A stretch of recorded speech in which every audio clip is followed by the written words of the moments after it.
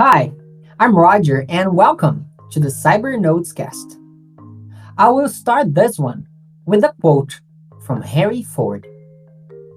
If money is your hope for independence, you will never have it. The only real security that a man will have in this world is a reserve of knowledge, experience, and ability. And those last three words, knowledge, experience, and ability, is what I expect you to take with you when you learn the difference between identity and access management and privilege access management. The importance of having an identity is undeniable. Not only do personal documents define our identity in society, but any feature that might portray who we are and what we do. Name, personality, physical appearance, and other features together create a unique image of each person, which defines their identity. Considering that planet Earth has 7.7 billion registered human beings, not having an identity makes the task of recognizing an individual among all of them virtually impossible. Imagine a system where all users have the same identity. Bob logs in and has access to the company's customer information database, just as Alice does every day to perform her tasks. But Bob works in the human resources department and does not require customer information. With users who have the same identity, how do you know if the access is authentic? Or if the user has authorization for their requests? The most likely answer is that this kind of unauthorized access cannot be prevented. A system needs to have visibility that makes it possible to know who the system's users are and what they do. So each must have their own identity within the system. Due to this concern, the concept of identity and access management, or IAM, emerges, a system that allows managing identities and their access to the organization's resources, such as devices, applications, environments, network files, and so on. Which means one can manage and define what each user is and can do in the system.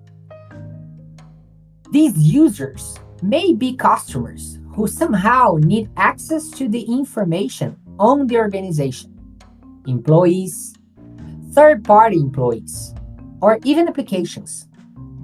Regardless of the user type, IAM systems follow the idea that each user must have their own digital identity, which needs to be individual, maintained, and monitored according to its life cycle, such as creation, handling, and deletion. A digital identity includes username, password, and online activities. IAM has some application models, but perhaps the most common is the system use as a service. This is called identity as a service. This is when the authentication infrastructure is supported and managed by a third party.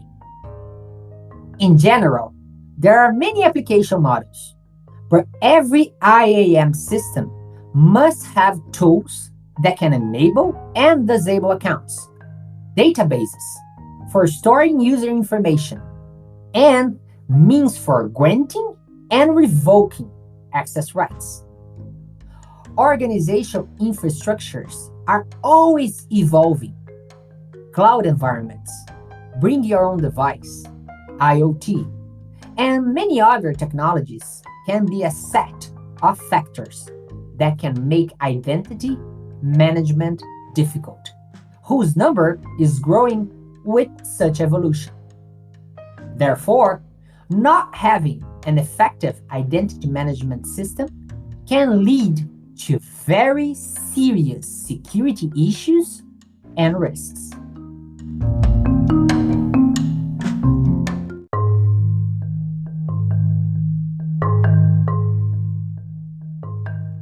IAM versus PAM.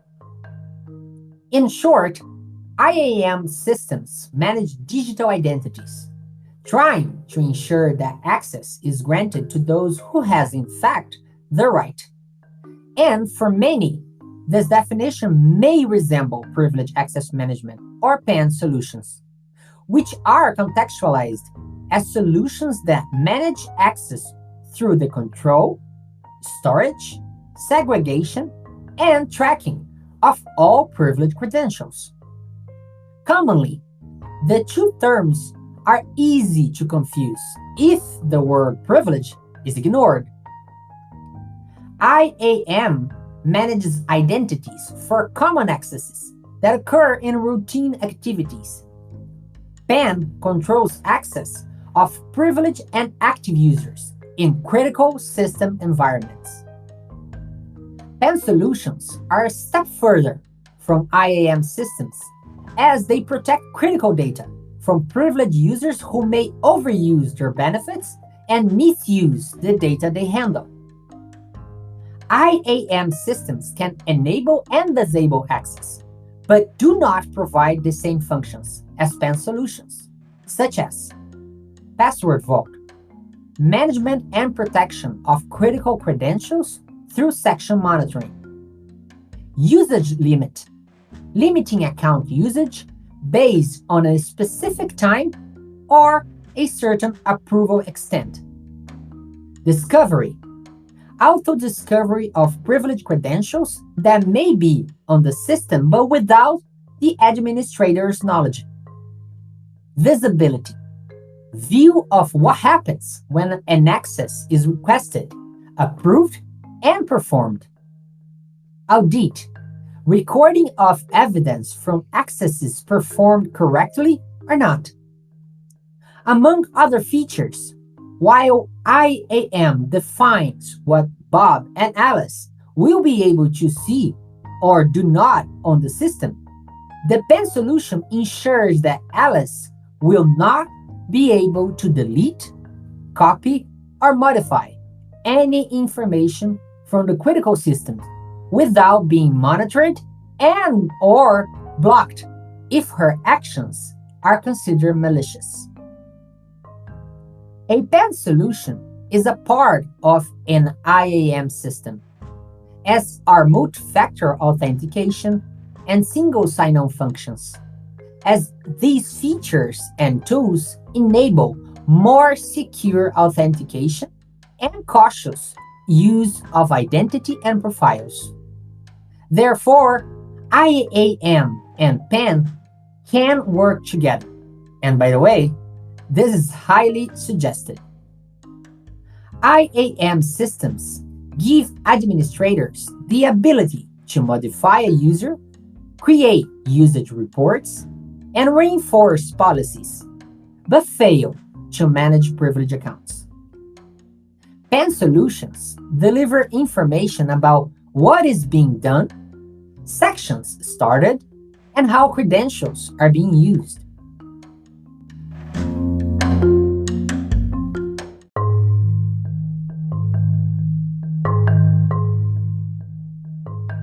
IAM plus PAM. The first management battlefront should be IAM, which defines and manages existing system identities, followed by PAM, which controls and monitors the use of privileged credentials. The two solutions meet each other's needs. IAM creates, modifies, and deletes privileged accounts. Changes in the policies and procedures will be automatically assigned to PAM solutions through IAM. Gaining control of systems, users, and accounts is the security goal of many organizations. Implementing IAM and PAM solutions is a great start, but when done independently, they may not be as effective. When otherwise integrated, they can actually cover important access issues. IAM solutions manage all digital identities and their access. And PAM solutions go a step further by bringing security and compliance to these accesses, protecting critical data and controlling privileged accounts.